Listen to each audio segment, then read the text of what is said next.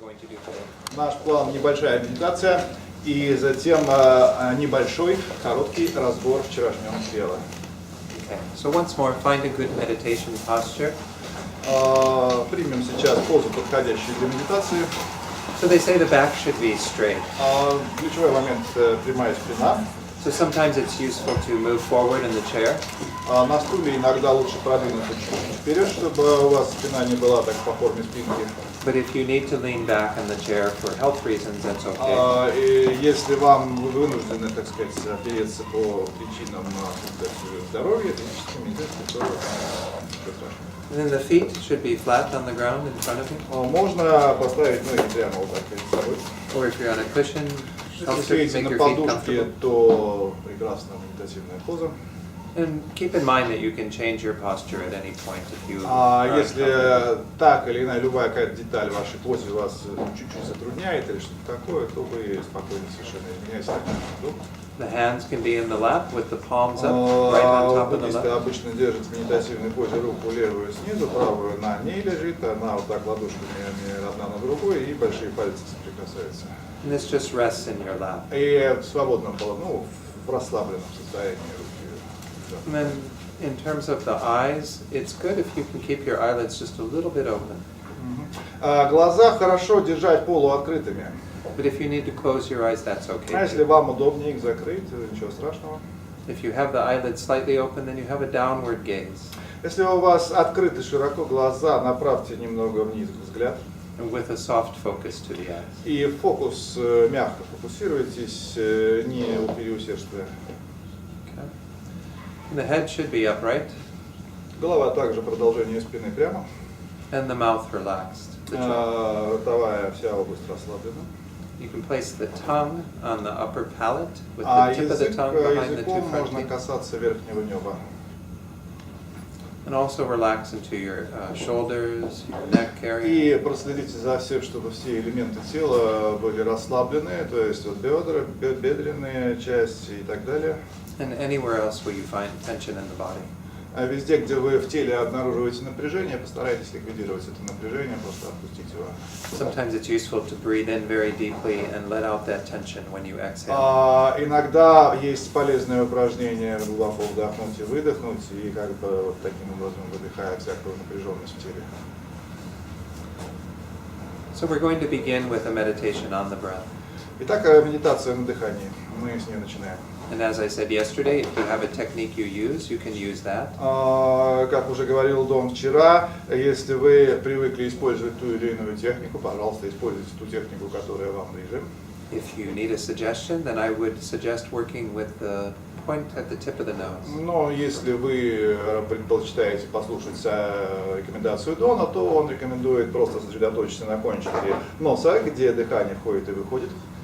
So as you breathe in and out through the nostrils, there's a very subtle sensation in this area. Когда, если прислушаться к своим ощущениям, то когда воздух входит и выходит, здесь есть на кончике, вот в том месте, где это происходит, есть такое очень легкое ощущение вхождения и исхождения воздуха.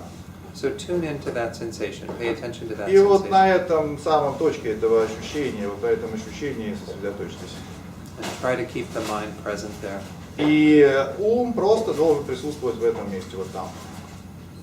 And whenever you see that the mind wanders from that point, И какой-то момент вы обнаруживаете, что ум уже куда-то ушел блуждать. then when you notice that, bring the mind back to Вы the breath. просто знаете, что ум ушел в этот момент, вы просто осознаете, что ум ушел, и вспоминаете о том месте, где он на самом деле должен находиться, просто возвращаетесь к этой точке. Okay, so we're going to do this in silence for a few minutes, and then I'll lead you in a reflection. На протяжении небольшого, непродолжительного промежутка времени мы пытались проделать это упражнение сейчас в безмолвии. For today. И теперь ум наш пришел чуть-чуть в более спокойное состояние, чем до этого, и надо утвердиться в мотивации на сегодняшний день. So motivation is important because it affects the results that we get from what we do.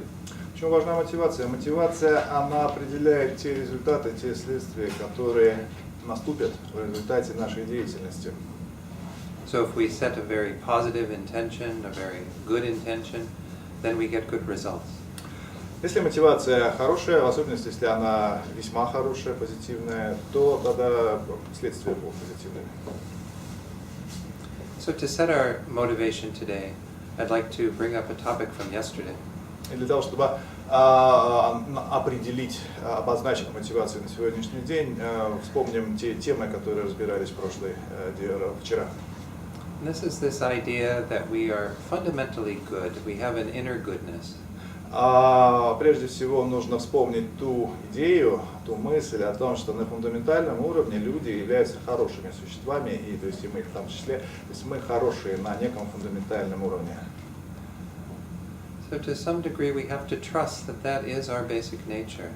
На некоторой степени мы должны верить в то, что именно это является нашей основополагающей природой, сущностью. These practices we're talking about this weekend help us to awaken that nature. И для чего нужны те практики, которыми мы сейчас занимаемся вот в эти выходные? Для того, чтобы пробудить именно эту природу, именно эту сущность. And all of these positive states that we're working on developing counteract the negative ones. Все те позитивные состояния, на которые мы здесь пытаемся учиться развивать, они призваны противодействовать дурным, негативным состояниям. This is the way that we actually improve ourselves and develop more joy. Это тот способ, которыми мы сами себя улучшаем и таким образом развиваем более радостное состояние. So our whole path is about becoming more in touch with that fundamental nature. И таким образом весь путь, он все далее и далее в большей степени затрагивает эту самую фундаментальную основополагающую природу, которая лежит внутри нас. And eventually to remove everything that is negative. В конечном счете результат должен быть таков, что все, что есть дурного, все, что есть неблагоприятного, должно быть полностью устраниться. By developing everything that is positive. И как это происходит? Через развитие всех позитивных качеств. In fact, the result of Buddhahood is. И окончательным результатом здесь должно стать состояние Будды. In Tibetan, it's this word sangye. Будда по-тибетски сангья. Sang means to completely purify. Первый слог сан это значит полностью, полное очищение. And gye means to fully develop. А гья означает второй слог полное развитие. So this is what we set an intention to do today. Вот именно такую мотивацию, стратегическую мотивацию мы закладываем на нашу деятельность на сегодняшний день. To make progress in developing ourselves and removing what is negative. Продвигаться в своем собственном развитии и улучшать свое состояние. But we do this not just for ourselves, but also for others. И мы не ограничиваем эту нашу деятельность пользой только для самих себя. Мы предполагаем, что эта польза придет и от этого наступит и для всех других. Because they have that fundamental goodness too. Потому что все остальные люди тоже и другие имеют ту же самую позитивную сущность внутри. And we want to awaken that within them. И они, внутри них также мы в результате, в окончательном результате пробудим эту самую сущность. So just hold that motivation in your heart, in your Вот thoughts. эту в своем сердце держите, и нам следует держаться именно этой мотивации. And then everything we do today will result in that. И тогда вся та деятельность, которую мы под влиянием этой мотивации будем сегодня заниматься, она соответствующие следствия принесет.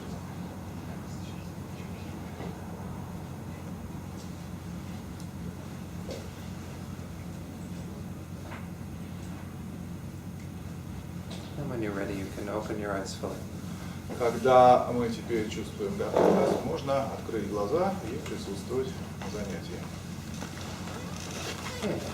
So again, we are working with these 8 pillars of joy. Так мы работаем с этими 8 столпами радости, 8 оснований. And as I mentioned yesterday, this is a contemporary teaching, not from Buddhist sutras. Как было сказано, это учение не заимствовано непосредственным образом из тех или иных сутр, но представляет собой современное изложение. And these came out of a dialogue between His Holiness the Dalai-lama and Archbishop Desmond Tuttu. Собственно, непосредственным источником этого изложения является диалог или встреча, конференция Его Святейшества Далай-ламы с архиепископом Туту. And so yesterday we went through the first four that are qualities of the mind on the sheet. И наш вчерашний день был посвящен разбору первых 4 группы из первых 4 основ, которые в основном отражают качество нашего мышления.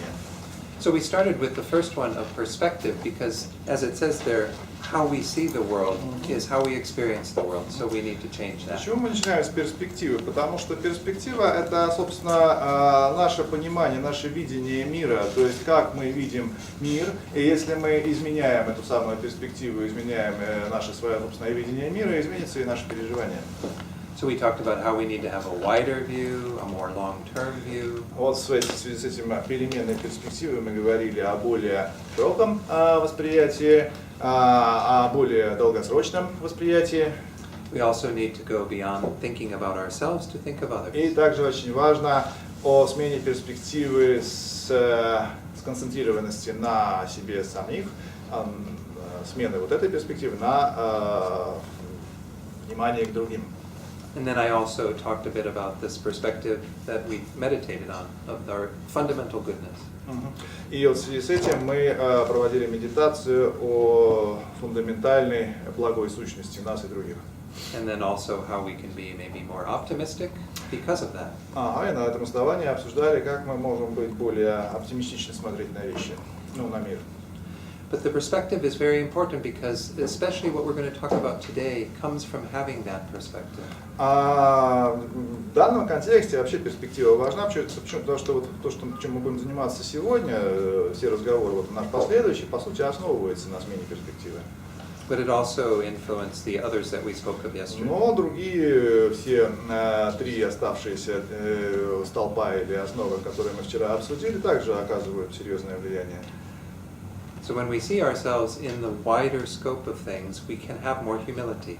И естественным образом, когда мы видим перспективу шире, мы свое место в этой перспективе понимаем лучше. И вот это вот лучшее понимание своего места в широкой перспективе, оно называется скромность. So we lessen our self-importance and we think of others. То есть важность, собственной важности, чувство собственной важности у нас при этом должно уменьшиться. Because we actually need others for almost everything in our lives. В действительности, для того, чтобы нам просто выжить, и вообще для чего бы то ни было в нашей собственной жизни, нам для всего абсолютно нужны другие.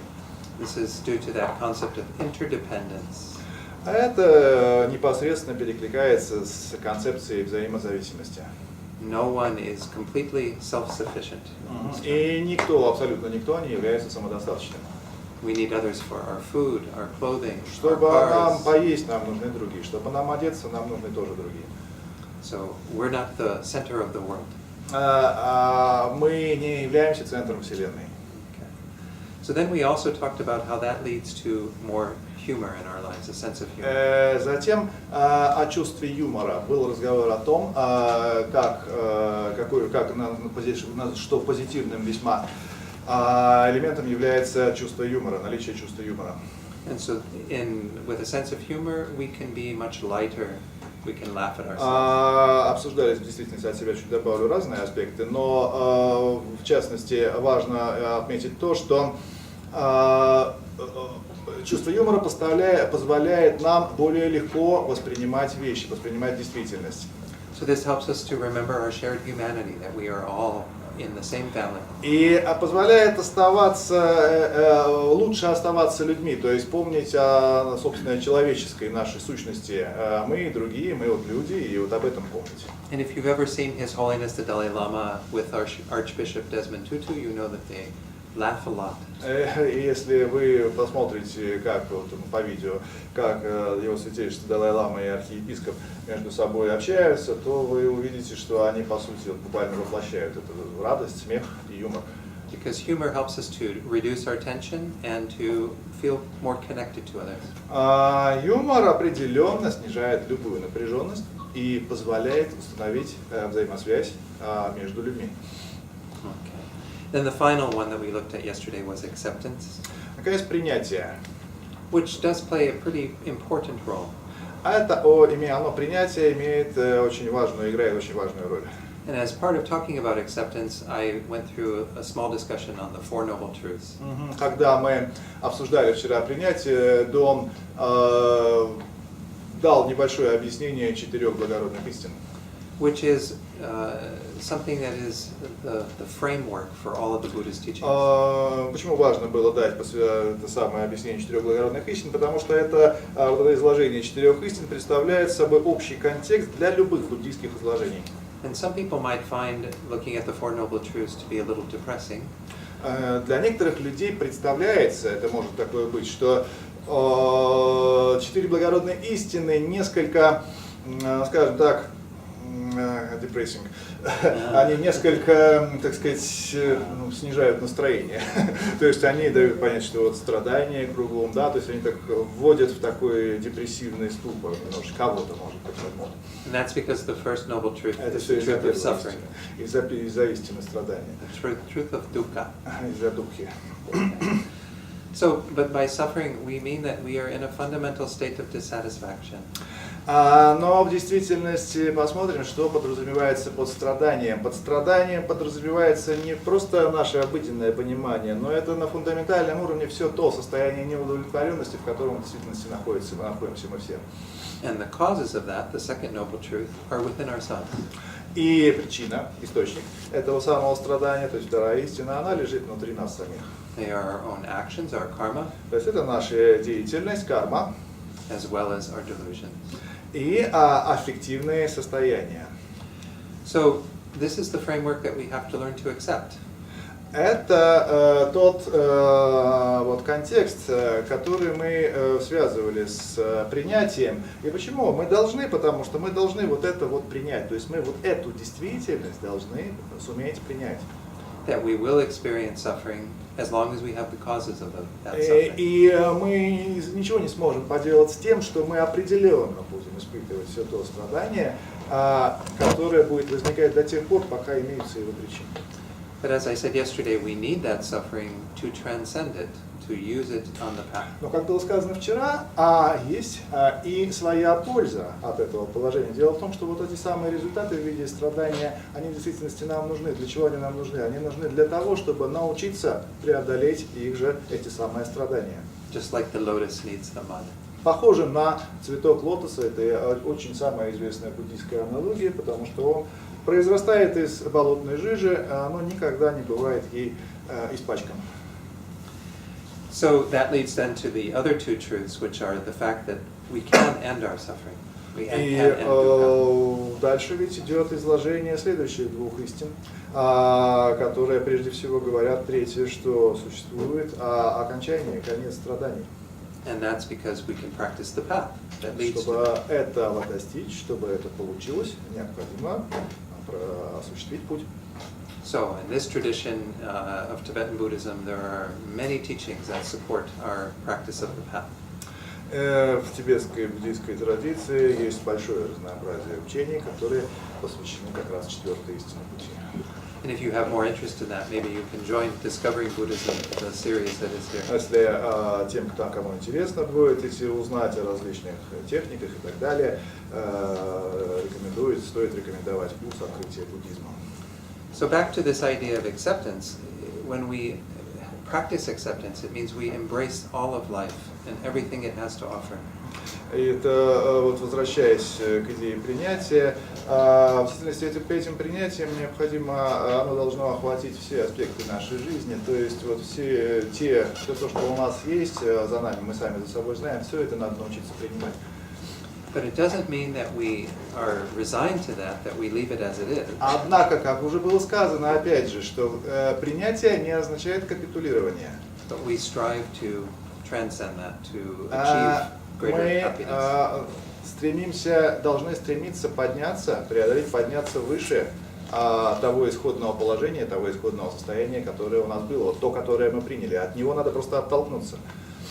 So these four qualities we called qualities of the mind because they're mostly our thoughts. Итак, мы вот эти самые 4 качества, которые обсудили, называем качествами ума, или скорее можно лучше перевести качествами мышления. Now we go on today to the qualities of the heart, which are more feelings or emotions. А сегодня мы займемся тем 4 качествам, которые в большей степени связаны, являются качествами нашего сердца, или, иначе говоря, характеризуют наши переживания, эмоциональные переживания. But as I said yesterday, in Buddhism, this is all part of what we call the mind or mental activity. Дон неоднократно даже вчера говорил о том, что в действительности в буддийских изложениях нету такого разграничения на качество ума и качество сердца, или качество мышления и качество эмоций, да? А они даются все вместе. And by mind we mean that phenomenon, that thing that is not material, it is clear, and it knows, it's aware. И в действительности в буддизме под умом, под сознанием понимается сущность, которая обладает ясностью, которая нематериальна, которая обладает познающей способностью к познанию. So we're not talking about anything physical. Говоря об уме, буддисты не имеют в виду ничего материального. Rather, mind has its own continuum. Ум имеет непрерывную продолжительность, поток. So any questions before we begin? Перед тем, как мы начнем, может быть, относительно вчерашнего есть что-то, возникли вопросы, созрели? Можно их задать. So for those who weren't here yesterday, if I didn't explain enough, I'm sorry. Если кому-то было недостаточно вчерашних объяснений, прошу прощения, но можно попытаться ликвидировать зазоры, пробелы. So can we revise Four Noble Truths? Revise. Can Revise. Like a revision, like. Можем ли мы вообще говоря модифицировать, улучшить изложение, такое изложение, как 4 благородные истины? Do you want me to go through А что вы имеете в виду? all the detail that I do? Like four. Like the first one is there is suffering. Yes, the truth of dukkha, or there is suffering. Напомните. Remind. Yeah, revise in English Просто напомнить. In Great Britain means to review. Uh-huh. I learned that when I lived in Europe for a while. Yeah. Okay. Значит, надо просто напомнить 4 благородные истины. In America, revise means to change. Yeah, I translated like that. Anyway, so the first one, yes, is that we are in a fundamental state of dissatisfaction. Итак, первая благородная истина духа означает фундаментальное наше состояние, основополагающее, скажем так, основополагающее состояние неудовлетворенности. So we are conditioned to never find true happiness. И we are conditioned.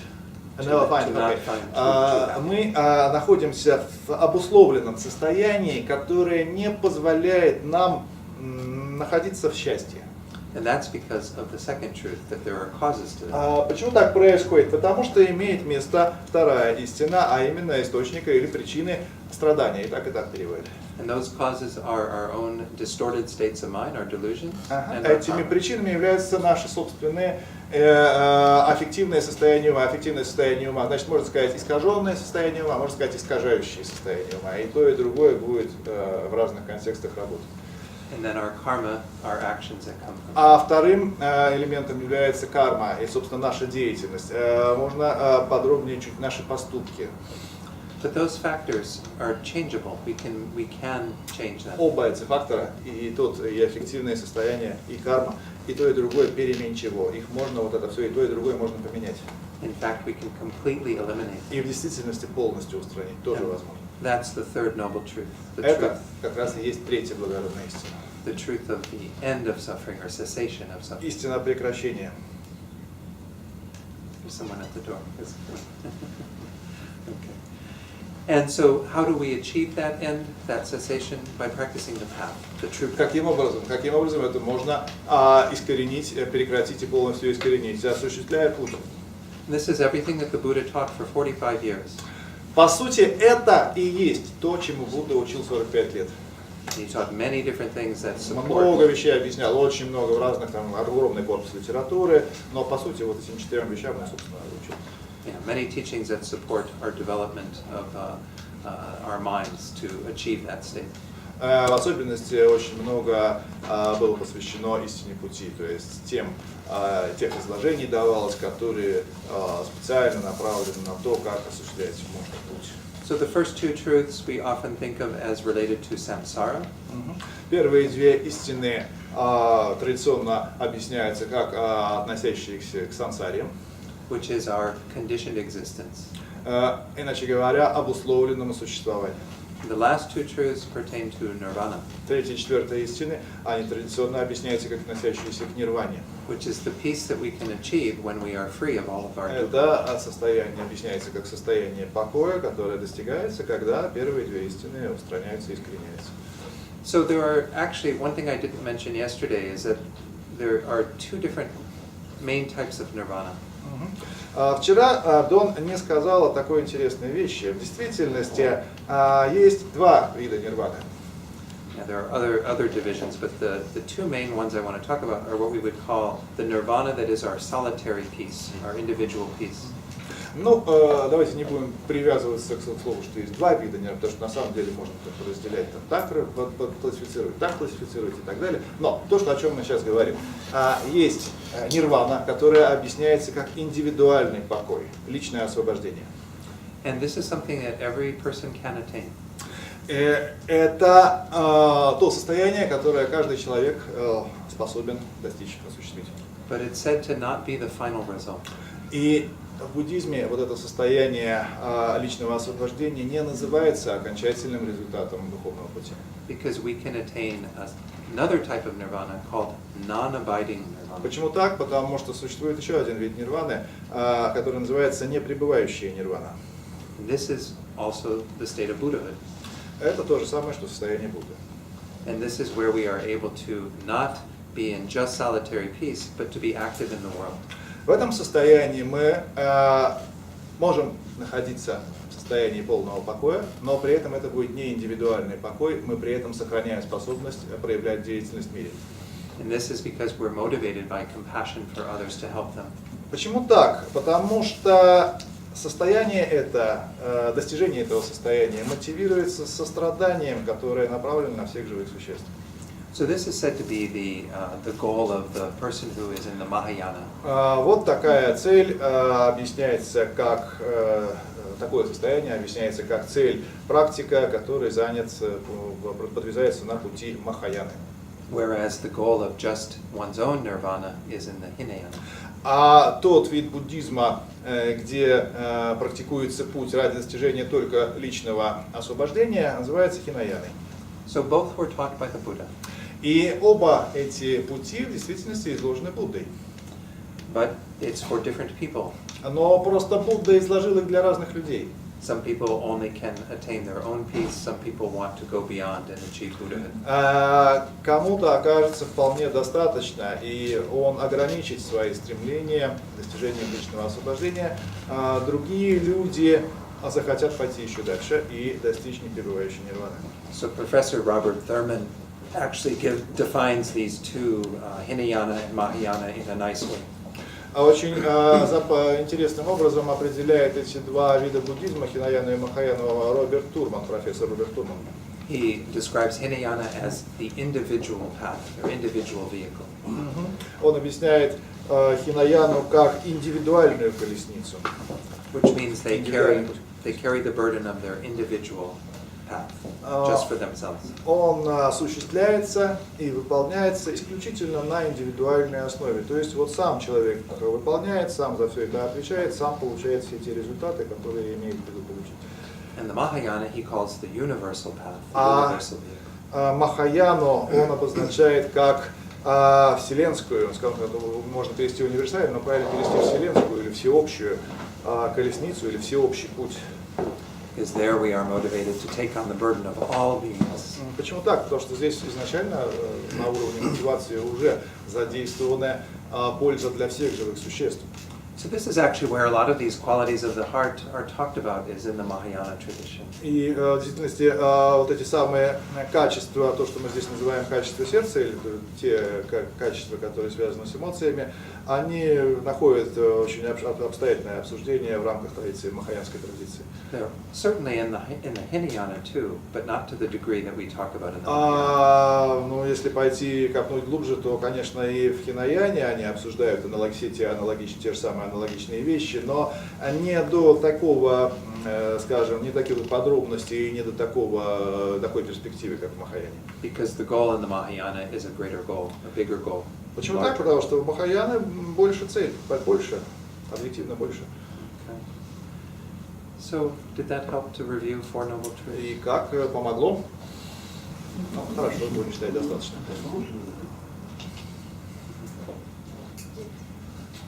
Yes.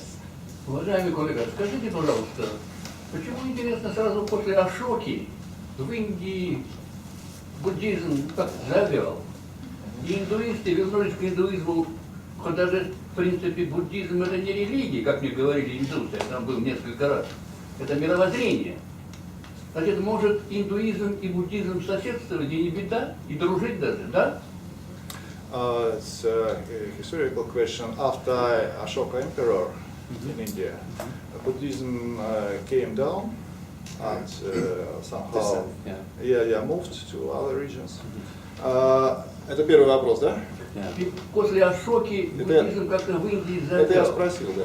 Но тем не менее индусы вернулись к индуизму и дружат. Мне индусы говорят постоянно, что буддизм это не религия, буддизм это мировоззрение. And Indian people, they came back to Hinduism. And now situation is like they may believe in their Hindu gods and say that Buddhism is mainly a just world view, just view of the world and so on. And they can be quite friendly to Buddhists. Is it true? Is it true? I don't know. Не знаю, надо индусов спросить. I think, you know, again, every spiritual tradition has something unique that it offers. Дон отвечает, что, наверное, правильно будет сказать, что каждая из духовных традиций имеет свои уникальные особенности, которые вот придают ей определенную специфику. And His Holiness the Dalai-lama says it's like in a restaurant where you go to eat food. Ну, Его Святейшество Далай-лама часто уподобляет на изобилие духовных традиций вот меню в ресторане. If you served only one thing, you wouldn't get so many people, right? А он говорит, что если в ресторане будут подавать только одно блюдо, то, наверное, туда не придет так много посетителей. But if you serve many things, then many people come because А they have different tastes. если вы сделаете меню разнообразное, тогда к вам начнет много народу приходить. So I think His Holiness also wants to advocate religious tolerance. Вообще Его Святейшество говорит много и является сторонником религиозной терпимости, терпимому отношению разных религий друг к другу. So while it is important for each of us to find a path that works for us, А что для нас важно? Для нас важно найти тот путь, который подходит нам. we shouldn't look down on anyone else who's practicing a Вот когда мы different path. нашли такой путь, то становится уже излишеством, если мы начнем, скажем, разбрасываться на много разных всяких изложений. It's like they're simply eating a different dish. Ну, потому что в действительности это все подобно поеданию просто разной пищи. I don't know if that helps. Does that help? Дон говорит, извините, если я как-то отвечаю как не очень, но так. But I don't know the На самом specifics. деле не Yeah. знаю точно, что здесь надо сказать в ответ. Is it okay? Еще один вопрос можно? Да, пожалуйста. Скажите, а когда в тибетском буддизме, в какое время зародились вся эта ритуалистика? Вращать барабаны, когда это было? Это же не в один же день было придумано. Когда это ставилось? Когда? Подожди, когда или не в один день? Это как? Нет, просто не в один день это да, но когда? В какой период? Когда What is в the Тибете period эта ритуалистика утвердилась? or just when in Tibetan Buddhism they accepted these rituals with drums and different articles and so on. So what is the question? When? When this ritualistic practice came into Tibetan Buddhism? Oh, I don't know that. Дон не знает. I'm not so proficient on history. Дон из историографии не очень занимался много, то есть он в данном случае не специалист, поэтому просто говорит, что не знаю. My focus is more on philosophy. Он говорит, что его специализация философия. I'm sorry. So even in Buddhism, though, to his point, even in Buddhism there are many different flavors of Buddhism too. Вообще надо знать, желательно, конечно, знать о том, что даже в рамках такой одной религии, как буддизм, на самом деле очень много всяких разных видов буддизма. So if someone finds that Tibetan Buddhism too much noise, too much craziness, too much color.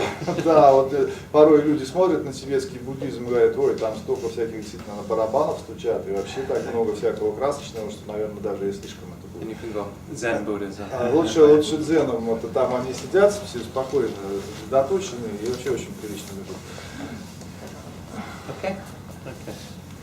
So let's go on to talk a little bit about the first of the four pillars of the heart. First of the four. Okay. Fifth, yes? Yeah, it's the first of the last four, but it's the fifth. Итак, пятое, значит, первое из блоков, из второго блока по 4, пятое наше основание радости, прощение, forgiveness. This is forgiveness, yes, which is described here as the process of reclaiming peace of mind by letting go of anger toward past harm. Процесс возвращения ума в умиротворенное состояние путем отпускания гнева из-за былых обид. Есть у всех раздатка, да? So, in forgiveness, there's a lot of questions that we need to explore. Как в других случаях, много, возможно, вопросов относительно верного толкования вот того, что имеется в виду. And maybe the first one is, why do we forgive? Наверное, даже первый вопрос, собственно, почему это мы должны всех прощать? Do we forgive for the other person who harmed us? Other person? The other person who harmed us? Надо ли нам вообще прощать какого-то вредного субъекта, который нам наносит вред? Or do we forgive for ourselves?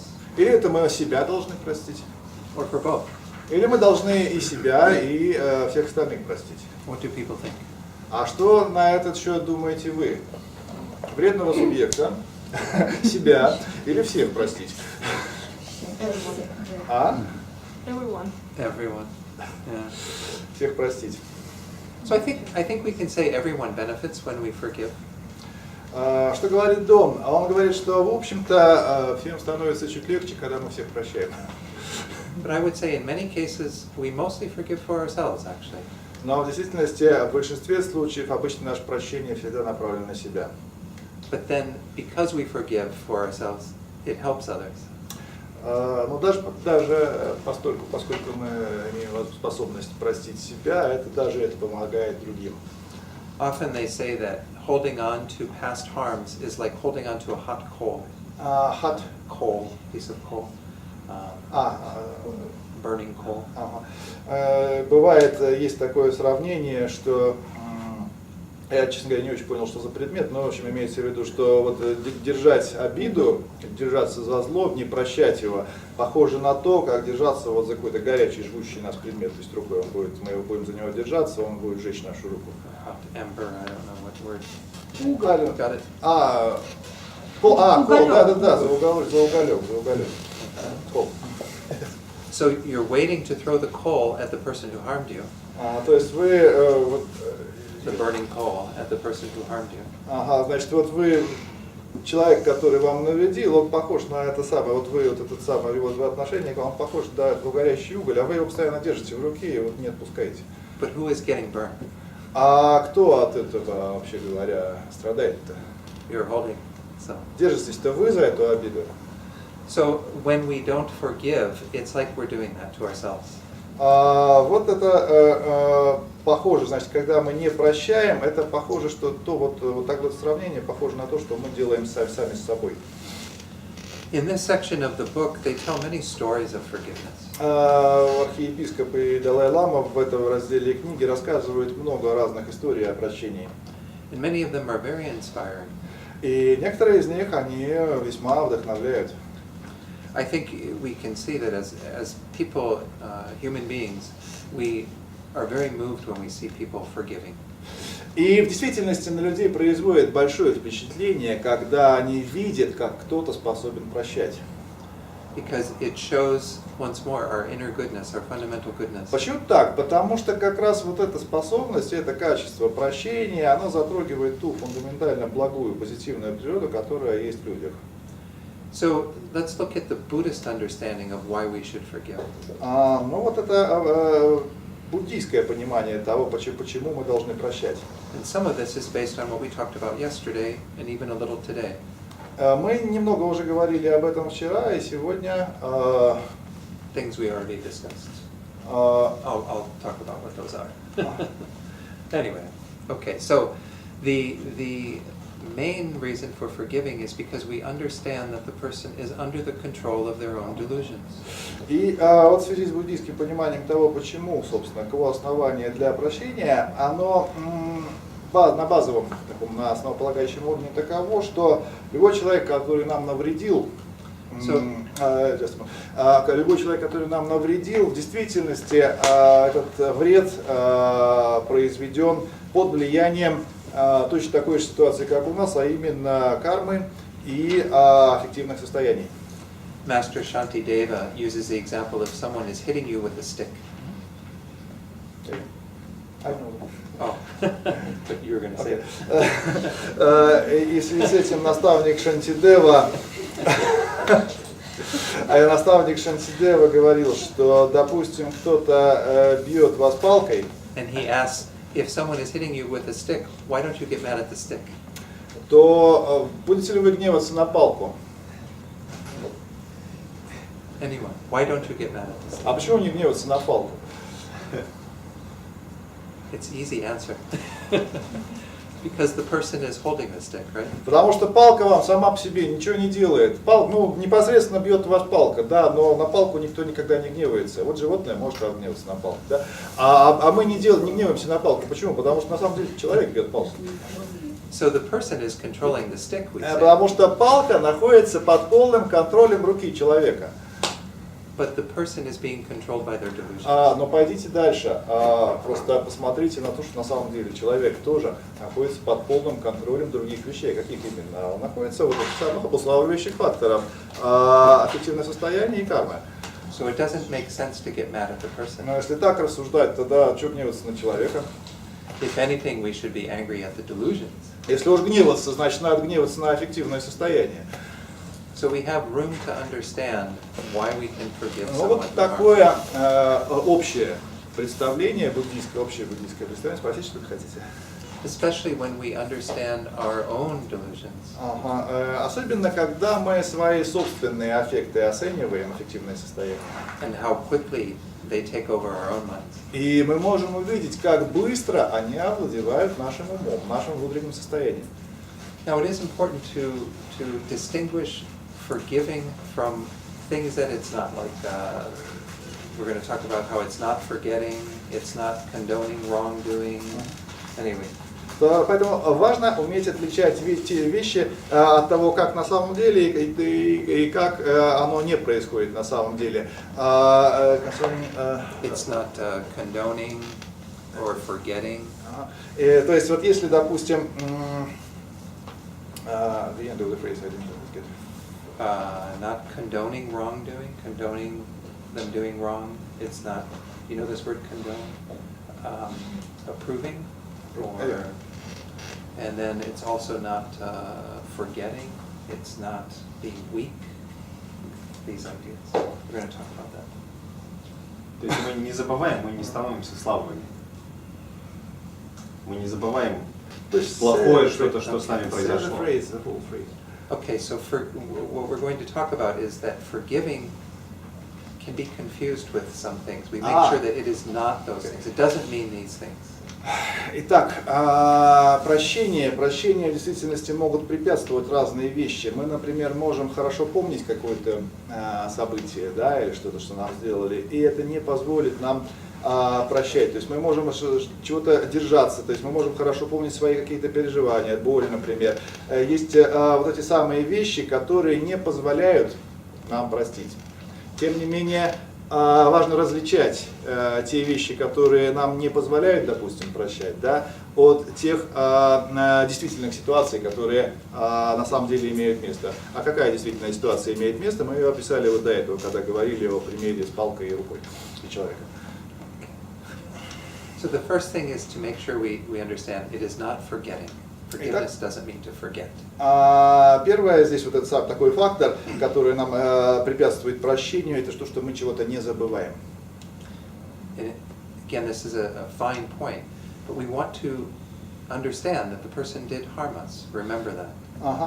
Это опять такой тонкий момент, да, то есть мы понимаем очень хорошо, что кто-то нам, допустим, навредил. Because we don't want harm anywhere. We don't want anyone to harm anyone. This is an ideal that we want to hold. Значит, вот эта базовая идея, которую we don't want to harm anyone. And we don't want others to be harmed. Значит, мы, собственно, вообще говоря, не хотим никому вредить, не хотим никому наносить никакого вреда. But that still, again, does not mean that we hold something against that person, that we continue to hold resentment towards them, anger towards them. But we continue to hold. We don't. Значит, если мы не хотим, if we don't want to harm anybody, then So we remember what they did, but we don't hold resentment for them, anger Итак, towards them. прощение. Значит, мы помним, что человек сделал, да, что-то дурное для нас, но мы не хотим наносить никакого вреда, и мы не хотим в ответ нанести ему вред. So you are explaining what is forgiveness? Yes? I'm explaining to some degree what it is not. What is not forgiveness? Yeah. So, Okay. because sometimes when we hear about forgiveness, we think, oh, forgiveness means I just forget that they did it. Я понял. Значит, иногда люди думают, что такое прощение. Человек при этом думает, что ну хорошо, вот мне что-то там сделали, все, я об этом забыл, больше не думаю. Вот это прощение. Значит, ну в действительности прощение это несколько иное. Что же это такое? Прощение это мы, в общем-то, помним. I don't know, in the US we use this phrase sometimes, forgive and forget. Maybe in Russia you don't use it. Ну, забудь об этом. Есть такая фраза из американских фильмов, они ее и в жизни используют. Вот. Значит, вот это вот здесь вот немножко не то, что имеется в виду. То есть мы, в общем-то, можем помнить о том, что было сделано, но мы сознательно не имеем никакого, ни малейшего желания платить злом за злом. So basically, in Russian we have прости и отпусти, like Прости, forgive and отпусти, forget. да, есть. Oh, so you do say, okay. So, in Buddhism we would say that maybe that's not the best way to... То есть вот в буддизме говорится, что вот это самое «забудь об этом» это не лучшее объяснение прощения, не лучшее понимание прощения. Because we do want to remember that that person did harm На us. самом-то деле мы, вот когда говорят «забудь об этом», да, это, в общем-то, не означает, что человек на самом деле забыл. Да? На самом-то деле, в общем-то, помнит все. Not so that we can harm them again. Но он просто не хочет новый вред наносить никому. But rather so that we make sure that we stop harm. Наоборот, надо прекратить вот эту цепочку событий вредных. Otherwise it creates a cycle of harm. Иначе что возникнет? Иначе возникнет цикл. То есть был совершен некий вред, да, а будет обратно совершен вред, и вот так вот все и продолжится, вот эта цикличность. So the second thing that we need to make sure we know that forgiveness is not, is it is not approving that they did something wrong. Значит, другое, несколько ложное понимание прощения. Иногда люди думают, что прощать значит не признавать или не принимать, не удостоверять, что был нанесен какой-то вред. Ну, то есть, скажем, shall I take example? Give example? Yeah. So, for example, with the Dalai-lama talking about the Chinese occupation of Tibet. Например, Его Святейшество Далай-лама говорит о оккупации Тибета китайцами. He may be able to forgive the Chinese government for doing that. Он, когда об этом говорит, он, в общем-то, сам по себе вполне может простить китайское правительство, которое выполняло, отдавало все эти приказы и так далее. But he will continue to speak out against that. А говорить-то он все равно будет продолжать о тех же самых вещах. He'll continue to say that it is wrong that the Chinese government did this. Постоянно говорить о том, что сделано было допущены плохие вещи, что совершена оккупация и так далее, и так далее. То есть, что он будет, может быть, он уже сам-то и простил, да, а говорить он все равно будет о том, что это вот так вот. So it's, if you're in a relationship with a person and that person is harming you, you don't just simply say it's okay for you to harm me. И вот когда нам кто-то наносит какой-то вред, если мы начнем просто скажем, что да, ничего, до этого все ничего. You can, Да, что такое тогда? Ну, человек и так и будет, в общем, дальше делать. You can forgive them because you understand why they're doing what they're doing. They're under the control of their delusion. Понять, простить можно этого человека почему? На каком основании? На том основании, чтобы, скажем, вникнуть, понять, почему он там вот, собственно, это совершает, почему вот это происходит. То есть можно его простить. But you can also do what you can to say you have to stop the harm. Но при этом можно также и указать на то, что хорошо бы прекратить вот эти самые все действия неблагоприятные. Okay. It's also important to understand that it doesn't mean being weak. Еще один аспект прощения, что когда кого-то прощают, это вовсе не означает, что тот, кто прощает, на самом деле является слабым или находится в положении слабого. Some people may think if I forgive, I'm being weak. If I take revenge, I'm being strong. Многие люди думают, и в общем распространено это на самом деле, что если простить что-то, это оказаться в положении слабого, а если отомстить, это значит утвердиться в положении силы. But once again, if we think about what happens if I harm back, if I retaliate, if I take revenge.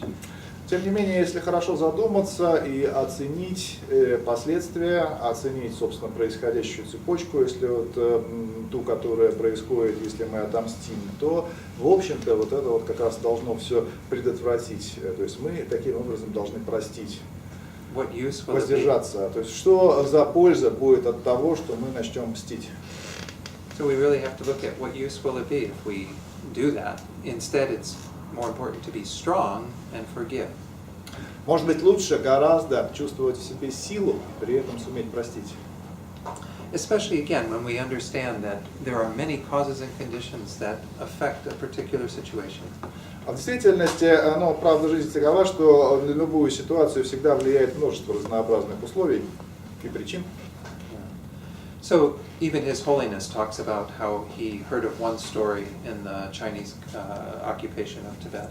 В связи с китайской оккупацией, вот в связи с этим вопросом прощения, Его Святейшество рассказывает часто одну историю в связи с прощением. In this story, there was a young man whose father was in the resistance. Ага. И вот там был молодой человек, по этой истории упоминается некий молодой человек, который у него отец участвовал в сопротивлении. And this young man was beaten very badly by the Chinese guards. Этого молодого человека, чей отец принимал участие в сопротивлении, очень китайская полиция очень сильно избила. He said his first impulse was to get angry. И первым побуждением, whose favors, The Dalai-lama. Первым чувством, которое испытал в связи с этим Его Святейшество Далай-лама, вообще говоря, он рассердился очень сильно. But then he started thinking about all the causes and conditions that led to that incident, led to that specific. Когда он внимательно вник во все причины и условия происходящего. So, for example, that the Chinese soldier was influenced by propaganda in China to believe that Tibetans were bad or not. Например, он оценил ту ситуацию, в которой находились вот эти самые полицейские, которые побили молодого человека. Значит, у них постоянно действует пропагандистский отдел, который, понятное дело, действует. Значит, что он говорит? О том, что тибетцы это террористы, о том, что под влиянием Далай-ламы они, по сути, вы все знаете, это и по нашей собственной действительности, да? Вот. Понятно, да? И вот они по этой причине, значит, эти солдаты, они побили этого молодого человека. Of course, and there are many other causes and conditions that led to И that. также многие другие причины и условия. So with that understanding, there is room to forgive, but yet you still wouldn't approve of someone doing that. Появляется как раз такое отношение, когда, в общем, на внутреннем уровне появляется возможность простить этих людей, да, с одной стороны. А с другой стороны, не остановить, так сказать, свою позитивную деятельность, то есть не прекращать, то есть не сдаваться. So it takes more strength. Это требует на самом деле еще больше сил. To actually be in the space of trying to repair the relationship rather than hold on to that resentment. То есть это требует больше сил и умений, и ключевой момент здесь постараться улучшить ситуацию, исправить ее. прилагать усилия для исправления ситуации, чем отвечать агрессивно, так сказать, прямолинейно. And as we see from the definition of forgiveness on the sheet, this is how we get our own peace of mind. Если мы обратимся к нашему материалу, то здесь прежде всего сказано о том, что прощение – это именно возвращение нашего ума в умиротворенное состояние. Именно нашего ума. Здесь ничего не сказано ни про речь, ни про действие, а про ум, про наш собственный ум. So I do want to share some of what is in the book about how do we forgive. И о чем хотел бы еще сказать Дон, на основании этой самой книги, о том, как происходит прощение. But before that, let me see if there are questions on what we mean by forgiveness. И он обязательно хочет об этом сказать, но, может быть, возникли в процессе нашей беседы сейчас какие-то вопросы о прощении? Да, у меня есть вопрос. Вы говорите о том, что все-таки мы не должны, то есть мы должны остановить вот этот процесс причинения нам вреда, нанесения нам вреда. Для того, чтобы его остановить, тоже нужна некая энергия. Да. И кажется, что некая злость, пусть направленная не на человека, а, например, на его иллюзию, но кажется, что некоторая злость все-таки должна присутствовать для вот этого шага остановки. You're saying that to stop harm we can experience from outside. We have to act in some way. True. And it seems that we need some kind of anger still. We still need some kind of, maybe not directed anger, but some kind of Energy. Force. force anger. It's true. His Holiness the Dalai-lama, in another book he wrote called Healing Anger, says that he actually doesn't like the word anger in English because it has both flavors. It has the flavor of force we need to correct things in the world, but it can also be distorted. Оказывается, есть такая книга Его Святейшества Далай-лама «Исцеляющий гнев». Я, к сожалению, сам не видел, но вот есть прямо так вот прямым текстом «Исцеляющий гнев». И Его Святейшество там говорит, объясняет, что в действительности в английском ему не нравится слово anger, гнев непосредственно. Почему? Потому что оно вводит в заблуждение, оно слишком направлено на негатив. Но то, что вы сказали, это совершенно верно. Потому что определенная, скажем так, энергия, определенная такая демонстрация, по крайней мере, силы, она играет, порой может играть важную роль. И для нас, и для, соответственно, кому мы демонстрируем. So he says in situations where there is social injustice and we need to correct it, we need to have that mind behind that. Особенно когда мы сталкиваемся с ситуациями социальной несправедливости, это бывает очень востребованным качеством, умение проявить вот такую силу. But that mind has an equal regard for everyone involved. И он задействует, это состояние ума задействует все стороны. It cares about the people who are perpetrating, causing them harm. Это ум, вот это вот мышление, скажем так, или вот это вот эмоциональное состояние, оно задействует и охватывает все стороны. То есть оно заботится о оздоровлении всей ситуации, о том, чтобы исправить ситуацию и у тех, кто нам вредили, и у нас, и то есть вообще вот просто исправить вот это вот положение дел, которое рассматривается как недопустимое. So it cares about the person who's doing that and the people who are being harmed. То есть обе стороны должны быть как-то преобразованы к лучшему. Не то, что там одну сторону взяли, надо их преобразовать. Небольшое уточнение по этому поводу. Так что эта позиция очень отличается от христианской, если тебя ударили по одной щеке, поставь другую. Можете ли прокомментировать? So it's quite different from Christian if you're beaten to one part of face, you have to just let them beat you another part of face. I mean, there's some wisdom there too. Знаете, у христиан тоже на самом деле своя мудрость есть. Because if it's only ourselves who's being harmed, Потому что, there may be some value to being able to be harmed. допустим, бывают случаи, когда мы являемся той единственной стороной, которой наносится вред. Допустим, только нам кто-то наносит вред, больше никому. Да? Вот в качестве индивидуальной духовной практики, возможно, бывает полезно суметь вот поставить себя в ту ситуацию, когда ты можешь. Вот так вот из тебя ударили по одной щеке, взять, поставить другую. Вот ты научись это делать. А потом уже там исправлять социальную несправедливость. But I would say that that teaching, when I hear that teaching from Christianity, I think that is mostly about practicing patience. Вот это вот то, о чем вы упомянули, христианское учение в этой короткой формулировке, оно в первую очередь направлено на практику терпения. Это действительно очень важная практика. And if we see others who are being harmed, we need to act.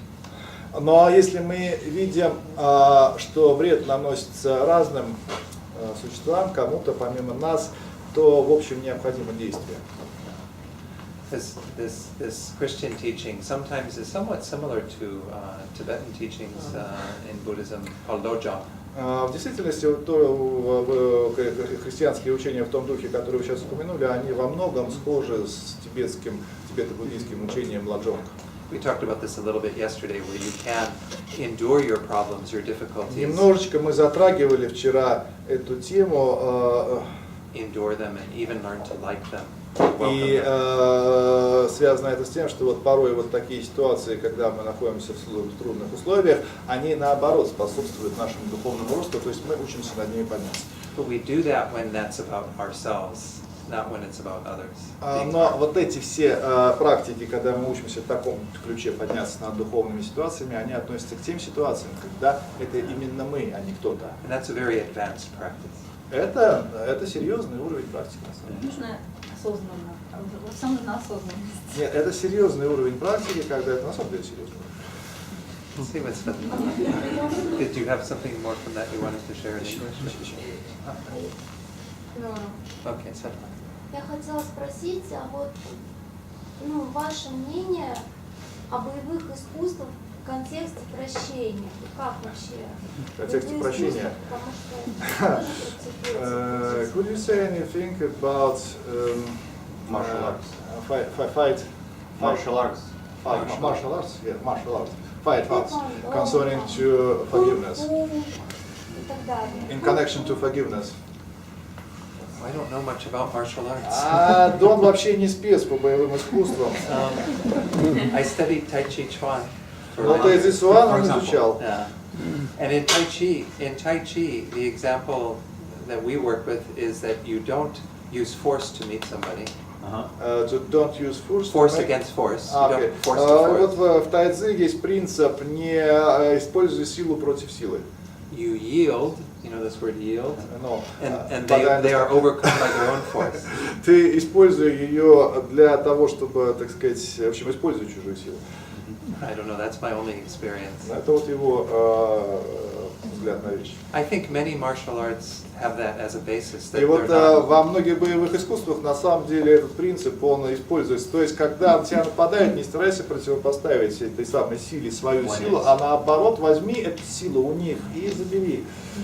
I know Aikido. А вот в айкидо они вообще вот на этом всю технику строят. And this friend of mine who did Aikido said, you don't do that, you yield. То есть используй то, что на тебя направляется против тебя, используй это. Никогда не пытайся это загасить, а наоборот используй.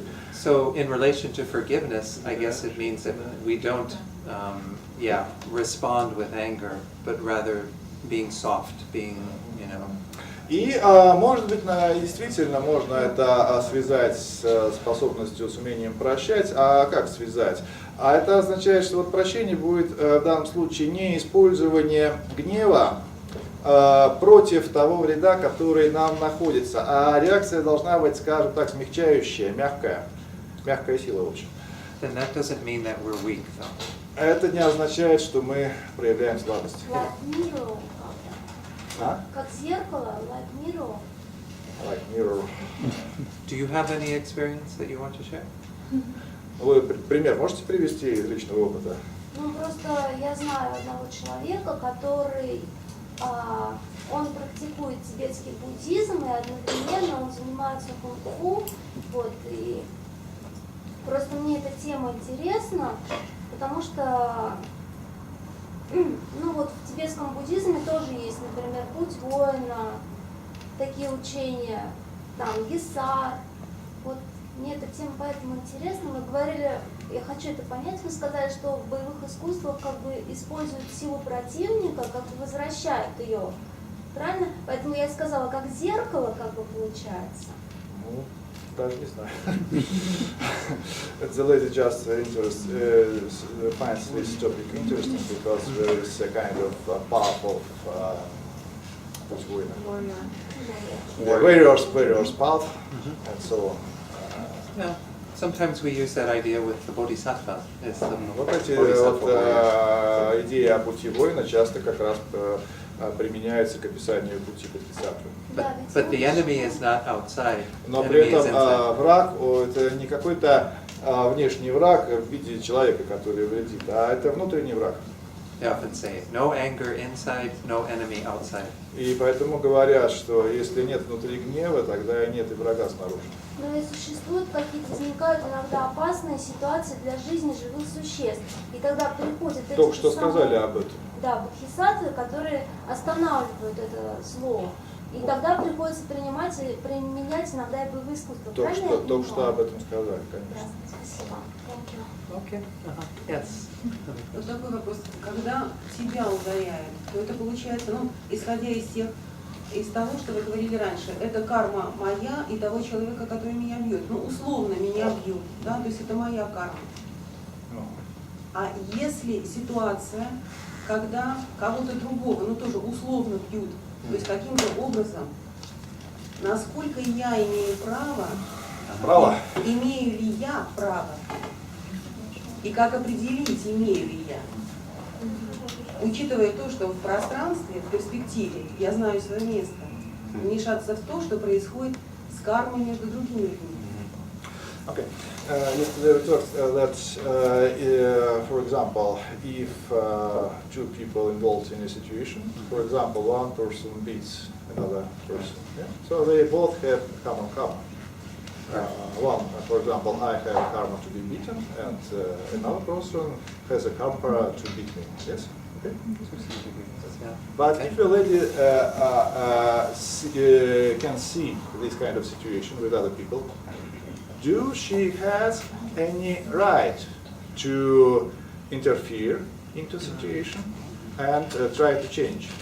Because she knows her place, she is not involved, but she just sees this situation. So does she have any right? Well, right is kind of a strange word. It's a question. Yeah. Do you have any right? I would say, do you have any responsibility is a better question. Лучший вопрос, если у вас, да, можете ли почувствовать ответственность за вот эту самую ситуацию? То есть вот способны ли вы вот эту ситуацию увидеть как свою ответственность? Если я ее вижу как свою ответственность, значит я уже включаюсь в нее, то есть But the lady replies that if I can see the situation as my responsibility, that means that I already involved in the situation. Yeah. Then I think if we, this kind of goes back to what we discussed yesterday, if we have the wisdom to know what to do, then, and we have the compassion that wants to help both parties, then we should be doing something, yes. Здесь необходимы два элемента. Во-первых, нужна определенная мудрость, которая четко поймет, что требуется. Это во-первых. А во-вторых, вам надо сострадание, достаточное для того, чтобы в эту ситуацию вмешаться. Вот когда вот есть те самые элемента, те два элемента, которые определяют ваше участие в этой ситуации. Если у вас чего-то из этого нету, недостаточно, то, соответственно, и вашего участия не будет. So the fact that there is some karma between them doesn't mean that we let that karma play out. Вот наличие этой самой кармы между кем-то, кем мы не являемся, это, в общем, не означает, что мы определенно как бы должны отстраниться от этой ситуации и позволить этой карме происходить, как она происходит. То есть у нас за нами вот такой вот, то есть у нас нет обязанности туда вмешиваться, но обязанности не вмешиваться у нас на самом деле тоже нет. Otherwise, we wouldn't take responsibility for anything that's wrong. Потому что если бы так смотреть на вещи, что вот это чужое и все, это не мое, да, то тогда мы вообще ни в какую ситуацию не могли бы вмешаться и не испытывать за нее ответственность. Or very little. Yeah. Но тогда мы нарушаем действие кармы, которая, допустим, направлена на того человека, который, допустим, страдает. Слава да? Богу, нарушили, она же плохая карма. Вот мы ее и нарушили. Так плохая. А он, значит, учение того, которого, допустим, бьют, да, на огромном примере, он это учение не до конца прошел, допустим, не до конца прочувствовал. Нужна мудрость, поэтому сказать два элемента. У вас должно быть два элемента. Значит, у вас должен быть один элемент, мудрость достаточная, чтобы все понимать. А второй элемент достаточная страсть, чтобы туда вмешаться. Вот если какого-то из элементов мало, не хватает, тогда не будет, не получится. Должен ответ потому что. У тебя есть карма, чтобы вмешаться. So what is the topic? I forgot. Excuse me. Скажите, пожалуйста, что вы говорили, когда я вам отвечал? Okay, I remember. Topic was that, but if somebody tries to break this karma between these two people, yes, maybe this person who is being beaten, maybe he will not learn some thing he has to learn. There is that possibility. If we have the wisdom to know that, then we shouldn't Слушайте, interfere. ровно то, что я сказал. То есть, знаете, если вы достаточно It's like just saying that. Это поднять палец, сказать. it's like if you had a small child and the child was reaching its hand towards a flame. Yeah. Go ahead. So the example is if you had a small child and it was reaching its hand towards the flame, you wouldn't say, "Oh, I'm going to let them burn their hand because they'll learn a lesson." То есть, смотрите, у вас, знаете, особенно на дачах такие печки чугунные у всех есть. Ну вот представьте себе, у вас ребенок, он тянет руку к этой горячей печке. Что вы будете сказать? Ну я что, у него должен научиться сам. Because in that case you know that it's not good for the child to В be общем, burned. вам потом дороже станет лечить ему руки, там, ребенку, да?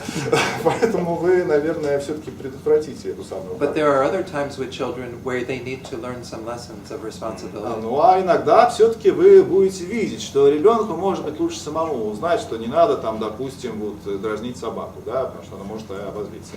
And in those cases, you let them learn from their mistakes. Ну, в общем, в разных ситуациях надо использовать свою собственную мудрость.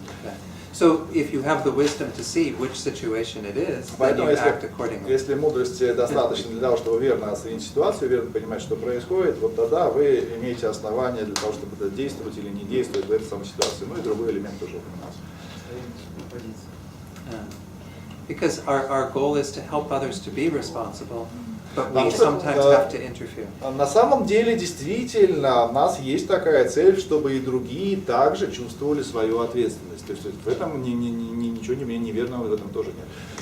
I mean, all of Buddha's teachings are to help us to take responsibility На for our самом own деле, suffering. буддийское учение целиком вообще оно направлено на то, чтобы мы все брали ответственность за свою деятельность. It's a good question. Хороший вопрос. Both of you. Хороший вопрос от обоих участников. Yes, I'd like. Но вообще очень важно, чтобы человек простил, очень важно, чтобы перед ним извинились, и как бы он понял, что, то есть как бы объяснить, возникла ясность того, что это был неправильный поступок. Ведь очень важно же, чтобы перед тобой извинились, тогда же легче простить, правильно? Очень важно извиняться, когда что-то плохое. For a person to forgive somebody, it's important to hear words of regret or somebody's sorry. Okay, this is a good question too. Да, хороший вопрос. Do you think it is necessary for someone to apologize to forgive them? Sorry. А как по-вашему, на самом деле для того, чтобы простить, надо обязательно, чтобы перед вами извинились? Нет, не обязательно, но No, это it очень is not completely necessary, but it's actually important. Ну потому что когда ты любишь существо, ты ему прощаешь, но легче ведь простить, когда But because it's yes, you can forgive without any apologize, but it's easier to forgive when you Sure. Yes. Oh, да, намного легче. So I would agree with you. Yes. Он согласен, это намного легче, если перед вами как извинились. бы создать ситуацию, когда человек он понимает содеянное зло, и ты таким образом меняешь эту карму. Because if somebody apologizes, it means that he understands the situation. Sure, sure. But there are many cases where the person may not be there to apologize. Также существует очень много ситуаций, когда человек не будет извиняться, и более того, он не может этого сделать. Or that person isn't ready to apologize. И он может быть не готов. And in those cases, we can still forgive. А тем не менее, все равно возможны такие ситуации, когда даже при всем при этом мы можем простить. But we don't necessarily have to tell them we forgive them. Нам не обязательно говорить о том, что я тебя и так прощу, да, а ты не извиняйся. Мы, может быть, и не можем умолчать об этом факте. Нужно предоставить ему, так сказать, возможность подумать. Forgiveness is something we can do within our own mind. Но надо понимать, что вот это самое прощение, это то, что происходит в нашем уме, а не где-то еще. It's like letting go of that burning coal. Это то, что мы держались за уголек и отпустили этот Ну самый. вот есть же Будда раскаяния, бодхисаттва. Это же очень важно, раскаиваться, что сделать так, чтобы человек раскаялся. Просить прощения у просветленных существ, вот бодхисаттвы. И у тех, кому-то Just note причинил. that there is also Buddha of regret. Ladies said Buddha of regret, but Bodhisattva, it's very important to ask forgiveness from Buddhas and from Buddha Bodhisattva also. It's maybe a little bit different with those types of practices. Вот то, что касается практики Ваджрасаттвы, это, вероятно, по мнению Дона, несколько отличается от того, о чем мы говорим сейчас. Because I would say, again, Buddhas or enlightened beings don't have any resentment towards us. Почему так? Потому что если говорить о Буддах, о пробужденных существах, то они совершенно точно, абсолютно точно, они вообще никакой обиды на нас не держат. Понятно, это нужно нам в первую очередь, правильно, чтобы очиститься. Ladies say that yes, we need not the Buddhas, but we need this because we need to purify ourselves. Okay. Yes, да, это верно.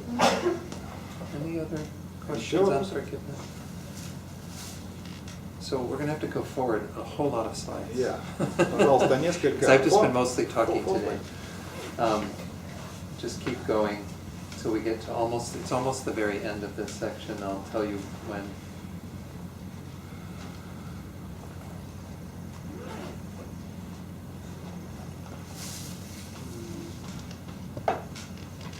This is a long section. When I've taught this before, sometimes it takes 2 sessions to go through. Дон говорит, что вообще это вот тема прощения, это длинная, поэтому здесь много слайдов, и часто бывает, что на его семинарах одна только тема прощения занимает по 2 дня. Because forgiveness is a very important topic, but has many aspects to it. И в действительности это важная тема, но кроме того, что она важная, она еще и много разных аспектов имеет. Там много о чем поговорить, есть о чем поговорить, а у нас вот все вот ужато несколько, и поэтому ну что поделаешь. Okay. Just a few more, I think. Okay. Good. So, in the book, they relate a technique for forgiving that comes from the Archbishop and his daughter. В книге излагается вот способ, так сказать, прощения, который рассказал архиепископ, и также в связи эта история связана с дочерью архиепископа. And this is the one that is on your sheet. Здесь в нашей раздатке есть, вот об этом есть. It's called the Fourfold Path of Это Forgiveness. называется четырехчастный путь прощения. Я еще не знаю. Вот есть. So, there are differences in this presentation to what sometimes is taught in Buddhism. В нашем сегодняшнем обсуждении могут быть отличия от того, что обычно излагается как буддийское изложение вот этих тем. But there are similarities too. Но и сходство также. So let's go through these 4. Ну вот давайте рассмотрим эти 4 элемента прощения. So the Archbishop says that it is important to tell your story. That's the first one. Архиепископ говорит, что важно начать с того, чтобы рассказать свою историю. То есть, свою историю имеется в виду вот, связанную с чем-то, что является предметом прощения. I mean, this doesn't mean we have to tell the world. Tell the world. То есть не надо вообще все всему миру пересказывать и не надо все пересказывать. Post on Facebook. You don't do that. But what it means Не надо в Фейсбуке об этом. What it means is you have to admit that something happened, you know, that this was a harm that you experienced. Значит, что важно? Что важно вот рассказать, сформулировать, собственно, что именно, сформулировать свой опыт, то есть как постараться его пересказать. The second step is that you have to, the phrase is name the hurt, name the. И дать своей этой самой вот, как сказано, обиде, дать ей название, дать ей обозначить ее каким-то названием, наименовать. It means instead of like suppressing our feelings, we need to make them evident. Что это даст? Вместо того, чтобы прятать поглубже вот это чувство, надо сделать его ясным и опредметить, назвать как-то. And sometimes this can. People ask example how to name the hurt. How to name, Okay. yes. So this can be a discussion that we have with a friend, or I mean, it doesn't have to be the person who harmed us necessarily. Значит, здесь не требуется присутствие того какого-то зловредного человека, который нам навредил или продолжает вредить. Значит, вот это вот обсудить можно с кем-то посторонним, возможно, с другом, там, или так, или иначе. Sometimes this can even be with a therapist. With a therapist. Может быть, с психоаналитиком. Психотерапия. Да, психоаналитик. Or it can even be with a spiritual guide. Может быть, с духовным наставником. But the idea is that we have to bring that to the surface. Но смысл вот этого всего заключается в том, что значит сделать, достать вот это вот поглубже из себя и как бы показать. Ну, прежде всего, самому себе показать, как бы опредметить. But if we не прятать. Не прятать, да. If we don't use anyone else, we at least have to admit that to ourselves. Значит, если мы не имеем подходящего человека для того, чтобы это обсудить, по крайней мере, мы вообще сами можем это самое сделать все, да, вот, и сами как бы пересказать, просто пересказать и вот назвать вот это вот. And again, this is not so that we can dwell on it, but rather that we can move И from не так это самое пересказать, что мы вот прямо сейчас вот находимся, переживаем вот это вот чувство негодования какого-то или чего-то еще, да? А вот мы наоборот это как бы вот достали вот так вот и описали для себя хотя бы, описали вот что именно вот нас не удовлетворяет, в чем это неудовлетворение вот этого опыта, произошедших событий там, что нас не удовлетворяет, как-то вот назвали мы это. То есть в этом опыте не находимся, отталкиваемся. Да, то есть мы от него отстраняемся и смотрим, и обозначаем как-то. Ну, я это говорю, обычно называю опредметить. So then the third of the steps is to grant forgiveness. И значит, как говорится, третий шаг здесь подарить прощение. Дон так и сказал этими словами. And again, this is where in Buddhism we would say that we don't necessarily need to extend that forgiveness to the person who harmed us. Значит, Дон здесь опять напоминает, что может вот это вот обсуждение отличаться от того, что говорится в буддизме. То есть, вообще говоря, нам совершенно не обязательно, чтобы вот тот человек, вредитель, которого мы здесь имеем в виду, чтобы он перед нами присутствовал и вот ему, там сказать, высказать, что я вот даю тебе прощение. Да, ничего такого не надо, не обязательно. But if we have the strength and the wisdom to know that we can do that, then we should do that.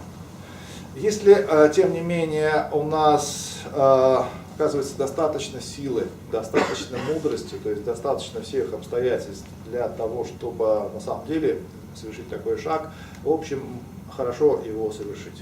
Even if the other person doesn't apologize. Даже если он не извиняется. So again, this can be in simple words to the person or just in one's own meditation. И, допустим, это может быть сказано словами этому самому человеку, а может быть просто элементом нашей собственной медитации, все это можно сделать внутри своего мышления. The Buddhist teacher Jack Kornfield has a meditation on forgiveness that's very useful. Например, буддийский учитель Джек Конфилд обучает медитации на прощение. Where we begin with forgiving ourselves. И вот, соответственно, этой медитации Джека Конфилда мы начинаем с прощения самих себя. For the things that we've done that have harmed others. И прощаем себя за те вещи зловредные, которые мы учинили в отношении других. And then we cultivate a sense of apologizing to others for what Затем we've мы done. переходим к взращиванию извиняющегося состояния ума перед другими. And then lastly, И, we наконец, forgive others for the harms they've done to us. затем мы переходим к тому, что мы прощаем всех тех людей, которые нам навредили. But all of this is done in one's own meditation, Но все это происходит внутри нашей медитации. so that we can let go of the things we've done and the things others have Мы done. таким образом приучаем ум к тому, и которые научаем его отпускать все те ситуации, которые произошли. А можно добавить здесь? Это, так скажем, из собственного опыта. Для того, чтобы уйти от стереотипов от стереотипов обывательской логики, то в том, что сказал Дэн, надо еще простить себя за то, что ты не отомстил. From experience of the person, he wants to share.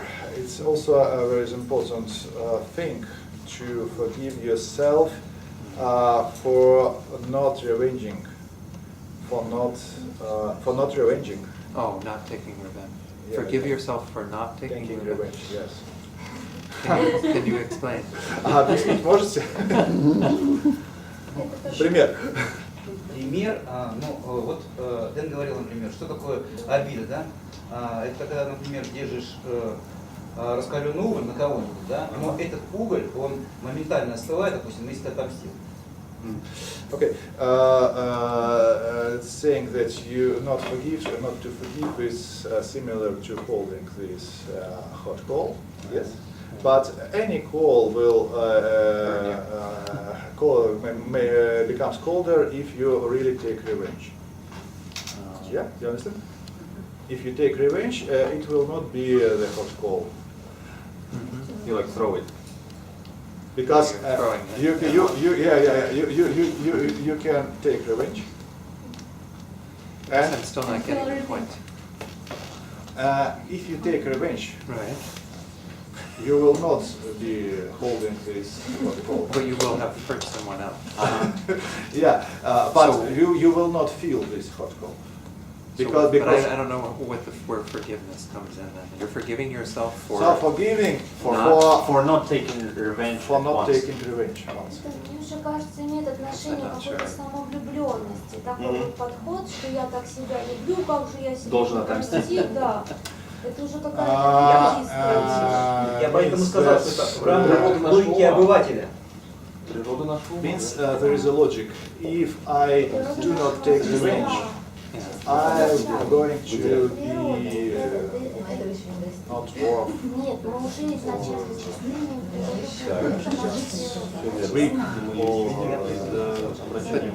we just said the opposite. That's where I'm not Yeah, sure. yeah. So it sounds like there's a misunderstanding. Yeah. Or this- Не надо себя отношать за то, что ты No. не отомстил. I think Это самовлюбленность. in the Buddhist teachings, it is the wisest to not take revenge. Вообще говоря, наиболее мудрый подход, согласно буддийскому учению, состоит в том, чтобы не мстить. Because when we don't take revenge, we don't create negative karma that harms ourselves or others. Потому что нет мести, нет дурной кармы. Все правильно. Я поэтому акцентировал, что это в рамках обычной логики обывателя. That's true. That's all true. But there is also some kind of common logic, world logic, and often it says that you have to revenge. Но любой человек начинает путь с этого, с простого обывателя. So because everybody starts his path from very worldly preoccupations. So everybody is worldly in on the beginning. So you forgive yourself for not revenge. Мы даже детей своих, нас раньше учили воспитывать детей как, что если тебе дали, ты дай сдачи. Понимаете? Это было внедрено в сознание общества целого. И от этого просто так избавиться. Common goals, they can't just to be given up. So even when raising children, parents often said that if you are beaten, you have to beat in response. It's for Rush. It's like eye for an eye, I'm not sure it's from the Russians. так называемый стереотип All of общества. us, or anywhere. I guess my only comment is that common logic or worldly logic isn't always correct. В общем, мирская логика, она на самом деле часто бывает неправой. Так и человек начинает путь восхождения оттуда. The message is that any person, even spiritual person, he starts from something, and this something is just common worldly logic. I understand, but that doesn't mean that we forgive ourselves for the times that we didn't go along. I mean, Вот Дон вас понял, но не согласен. Почему так? Он говорит, потому что, да, понятно, что каждый начинается с определенного состояния, это не означает, что надо прощать себя за те вот состояния, вообще, на которых мы находились до начала духовного пути. I would say it's most important we forgive ourselves for when we went along with common logic. Почему? Вот это самое прощение, которое направлено в том числе и на себя бывает, оно, в общем-то, уже развивается, когда мы начинаем следовать пути, реализовывать путь. Because then we harmed other people with no regard. Вот когда мы никакому пути не следуем, мы вредим, просто занимаемся тем, что вредим всем подряд и, в общем, никакого внимания на этого не обращаем. Это, в общем, нормально совершенно. Потому что если человек ничем таким совсем не интересуется, так он и живет вот по этой самой логике. Здесь можно еще вспомнить о законе кармы, что как раз когда мы начинаем мстить и вредить, то потом к нам же это огромным, многократно усиленным Света, говорили это много раз. возвращается. Okay, but thank you for bringing That's that about up. Спасибо. Okay.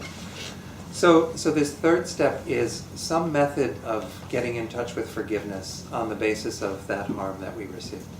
Итак, некоторые способы, как научиться прощать.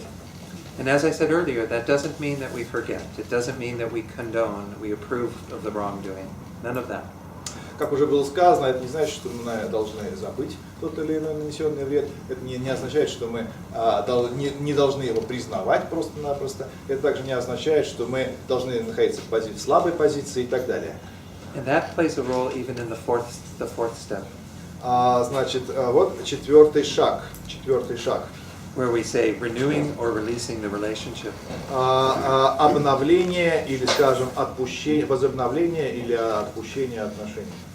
So if we are willing to forgive and the relationship is important to us, then maybe we renew the relationship, we make it good again.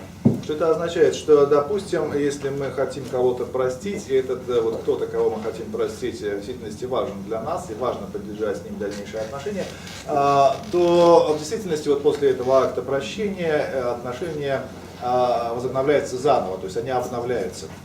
But if for any reason we feel that it is not good to continue the relationship, then we release it, we let it go. Но в другом случае мы можем чувствовать, что по какой-либо причине продолжение отношений не стоит того, и тогда мы можем просто их отпустить и позволить этой ситуации исчезнуть. Because if we continue that relationship and they continue to harm us, they create more negative karma, you know. Потому что, допустим, возможна ситуация, что мы предвидим, что этот человек, в общем, продолжит наносить вред, несмотря на все произошедшее, он все равно будет нам вредить. И эта ситуация, в общем, она не очень хороша, и такие ситуации лучше пресечь просто. So in those cases, maybe best to let it go. Может быть, лучше всего такую ситуацию пресечь и не позволить дальнейшее, так сказать, разворачиваться плохой карме и так далее. So this is a four-step process from the Вот такой Archbishop. четырехчастный процесс прощения в изложении архиепископа. We go to the next slide. Пойдемте дальше. And this was just, this isn't on your sheet, but these are the three steps in the forgiveness meditation from Jack Здесь этого Kornfield. нету в нашей раздатке, но это медитация на прощении. Она включает в себя три шага, три элемента. Зарождение прощения к себе, просьба о прощении у других и взращивание прощающего состояния ума по отношению к тем существам, которые нам навредили. То, о чем мы недавно говорили, вот это был Джек конфликт. And sometimes this is really useful to help us to start with ourselves, forgiving ourselves. И порой бывает очень конструктивно, полезно именно начать с прощения себя. Бывает, что это так очень полезно. And then we'll be more likely to forgive others. А бывает, что из других полезно. Okay. So the practice advice that is on your sheet Так, практический совет здесь у нас в раздатке. is first to look at the nature of forgiveness as we've discussed it and see what your own differences are, as some of you have brought up. Важно все-таки начать с того, чтобы хорошо понять, оценить суть того, что такое прощение, как мы уже обсудили, чем оно не является. And it's up to each of you to decide how you want to work with forgiveness. И каждый сам себе решит, соответственно, своим ситуациям, как, собственно, как обращаться с прощением. His Holiness the Dalai-lama and the Archbishop say there is nothing we cannot forgive. Как сказали Его Святейшество и архиепископ, нет вообще ничего такого, чего нельзя было бы простить. But for some of us that might be very difficult. А для кого-то найдутся те вещи, которые простить очень трудно. So, anyway, this is your own reflection. Then the second one is to work with this idea, either with Jack Kornfield or with the И Archbishop. второй элемент, значит, первое, очень важно понять, что имеется в виду под прощением. А второе, использовать, вот, например, четырехстопную медитацию или путь, способ архиепископа, или вот, по медитации Джека Конфилда трехэлементная медитация на прощение, так или иначе. То есть как-то попытаться это использовать в своей личной жизни. And remember that this is in order to cultivate more joy. А все это надо помнить зачем? Оно для того, чтобы взрастить в себе более радостное состояние ума. As we explained yesterday, these are the techniques to create joy as a byproduct. Это все эти 8 техник предполагают, что радость возникает как побочный продукт их использования. То есть побочная радость будет как побочный продукт должна возникнуть. So we each have to test that and see if that works for us. Это можно протестировать соответственно. Если возникнет, значит все правильно действуем. Okay. Because initially it may not feel so joyful. Поначалу может и не казаться таким уж радостным. You might have some resentment. So. Может быть, и это будет и некоторое, так сказать, затруднение. Any final questions on forgiveness? Ну, еще о прощении, может быть, напоследок вопросы и заканчиваем тему. Okay. So let me begin the discussion of the sixth one, the gratitude. Теперь тогда перейдем, раз не было вопросов, начнем, скажем так, сейчас начнем шестую нашего основания радости, это благодарность. Здесь у нас... Do you have Winnie the Pooh in Russia? You must have Winnie the Pooh. Yeah, we know. Winnie Pooh. Да, Winnie Pooh с пятачком. This is Piglet. Piglet is the little pig. He noticed that even though he had a very small heart, it could hold a rather large amount of gratitude. Но даже маленькое сердце может иметь большую благодарность. Имеется в виду, что пятачок маленький, да? Но он очень любит Винни-Пуха. Очень благодарен Винни-Пуху. Итак, даже маленькое сердце может иметь очень большую благодарность. So gratitude is a very important quality to have. Да, очень важное качество благодарности. If you go to your sheet, the way it's defined there is the heartfelt recognition of Давайте all. обратимся к той стороне, где у нас прямоугольнички обведены, и посмотрим определение, как оно определяется. Искренняя признательность за все то, благодаря чему та жизнь, которую мы имеем сейчас, смогла состояться. So the idea is that we recognize everything that is involved in helping us to have our own happiness. Допустим, мы находим себя в состоянии неплохом, скажем так, да, и вот мы должны суметь оценить все те обстоятельства, все те причины, которые позволили произойти вот этой самой нашей жизни, которую мы в целом позитивно оцениваем, И вот за это мы, так сказать, спасибо. Yeah, in the U.S. they say thank you a lot. В Соединенных Штатах они говорят большое спасибо. Мы тоже можем сказать большое спасибо. And it was interesting when I was living in Italy, I met a woman from Spain. Which woman? There's a woman from Spain who I met. Okay. Значит, в Америке они говорят куча спасибо, да, lot of thanks. И очень интересно здесь, как ты сказала, что опыт вот Дона в связи с одной испанкой. She said that Americans say thank you way too much. Она говорит, что американский способ way too much, он чрезмерно, это самое, вот это, как они выражают благодарность. Yeah. And it hit me because in Spain, when you say thank you, when you say gracias, they say de nada, which means it's nothing. Почему так? Потому что в Испании они, sorry, it's my pleasure, like this. В Испании они принято благодарить, когда они говорят gracias, это самое, это примерно означает, что, ну, это вообще ничто. It's nothing. But она говорит спасибо, они говорят в ответ не за что. So I think again we have to find a middle way. Ну, Дон говорит, что, наверное, у нас есть такой средний способ. We need to find ways to express our gratitude that are useful, but not make it very casual. Но вот Дон говорит, что мы выражаем благодарность таким, ну, полезным способом, но не слишком акцентированно. Because then it loses its importance. Ну, вот это тоже важно. Yeah, if we're always saying thank you, thank you, thank you. Потому что если всегда там говорить, о, спасибо, Are we really thankful? Are we really на самом grateful? деле мы это чувствуем, что мы благодарны. Или просто там как-то слово сказали. So, Основа же количество в качестве пишет. You need to transform quantity to quality. transform what? Quantity to quality. Oh, yeah, yes. Very good, very good. Yes. So, gratitude has great benefits for us.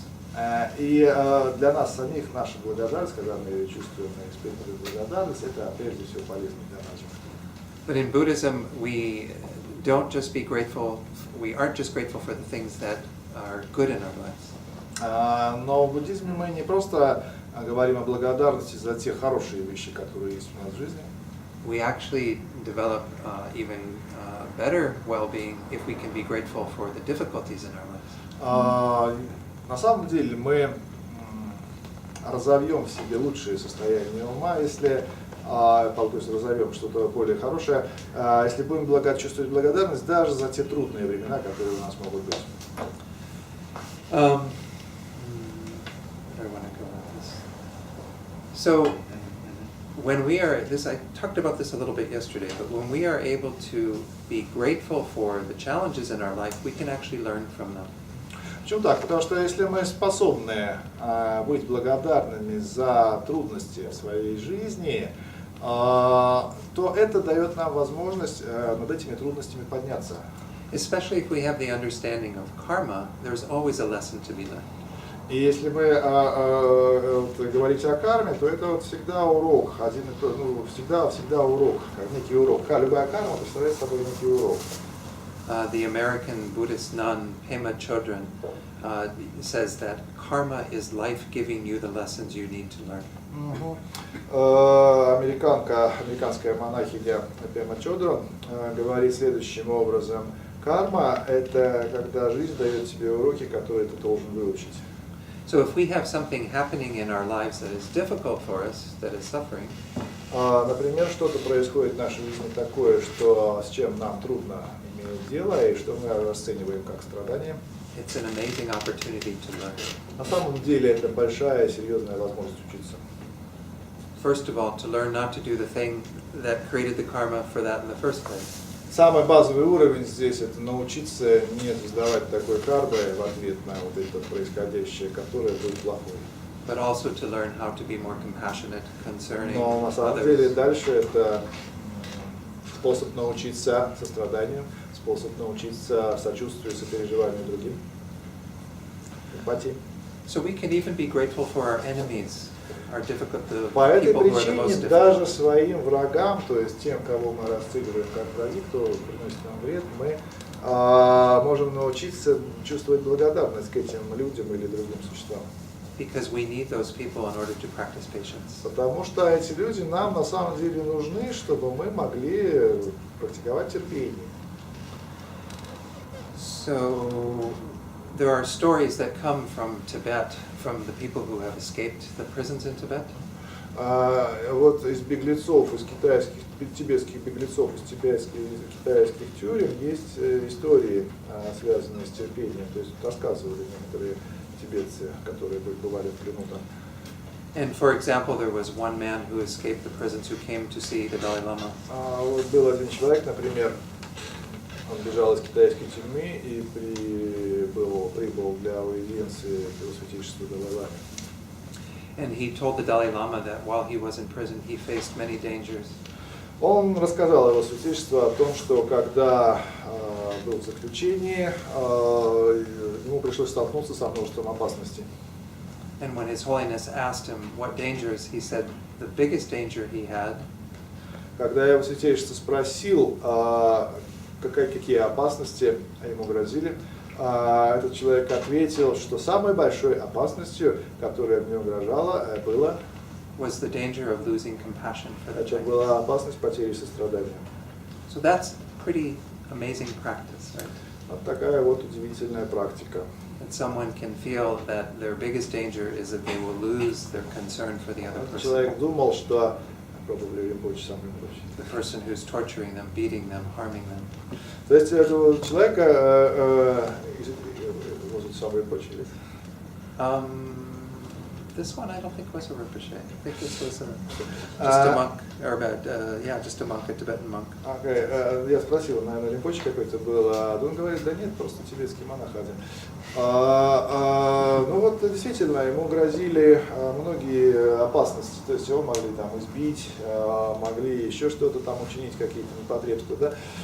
Значит, но самое большое, о чем он думал, что самая большая опасность, которая ему грозит, это пока что он потеряет сострадание к своим тюремщикам, и таким образом это нанесет ему вот наибольший вред, который только может быть. And there are also stories, of course, of people who were in the concentration camps in Nazi Germany who forgave their captors.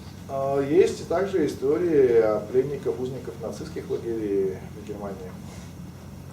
And many of them speak to the inner peace that they feel when they forgive and are able to И accept. вот от этих людей также есть такие высказывания, такие разговоры о том, что самый большой внутренний покой, который они вообще могли в жизни ощутить, это когда они в той очень серьезной ситуации имели способность сохранять внутренний покой и прощать своих тюремщиков. So the next step after forgiveness, of course, is the gratitude then we can feel for those people having done that to us. That gives us an opportunity to А learn. сверх того, когда вы или кто-то смогли на самом деле простить, это благодарность, которая возникает дальше. Благодарность за что? За то, что вот эти самые зловредные люди, они дали возможность обучиться такому качеству, как прощение. Maybe we'll see if there's any questions. I'll talk more about gratitude this afternoon. А мы in a поговорим later после session. обеда на следующем занятии еще о благодарности. But I want to И see, если сейчас перед перерывом какие-то вопросы, давайте их ответим и удалимся. just to see if there's any questions so far on gratitude. Didn't talk so much. Okay. So, well, let me share one more story then about this relationship of gratitude and forgiveness. Вот сейчас еще одна история, Дон хочет поделиться о взаимоотношении прощения и благодарности. In America, there's the capital punishment, what's called death row, where people go who are going to be executed for their crimes. Death penalty. Yeah, the death penalty. То есть в Соединенных Штатах практикуется смертная казнь. There was a black man in the South, in Alabama, who spent 30 years on death row. Вот перед тем, как человека казнят, его в камеру смертников помещают, и один черный американец из Алабамы, он провел 30 лет в камере смертников. And he did not commit the crime that he was convicted of. Он утверждает, что он не совершал того преступления, за которое его приговорили к смертной казни. And after 30 years, he was able to be released because they found evidence that proved. И свидетельство соответствующее вскрылось через 30 лет после того, как он отсидел 30 лет в камере смертников, он был оправдан. And this man's name is Anthony Ray Hinton. Anthony Ray Hinton. Энтони Грей. Ray Рэй. Энтони Рэй Hinton. Хинтон. Энтони Рэй Хинтон его зовут. Anyway, he's written a book called The Sun Does Shine about his experiences. Он написал книгу о своих переживаниях. Sun does shine. Does shine. Does shine. Солнце светит. And he talks about how Как солнце все светит, наверное. he talks about in the book how grateful he was for even the simplest things when he was released.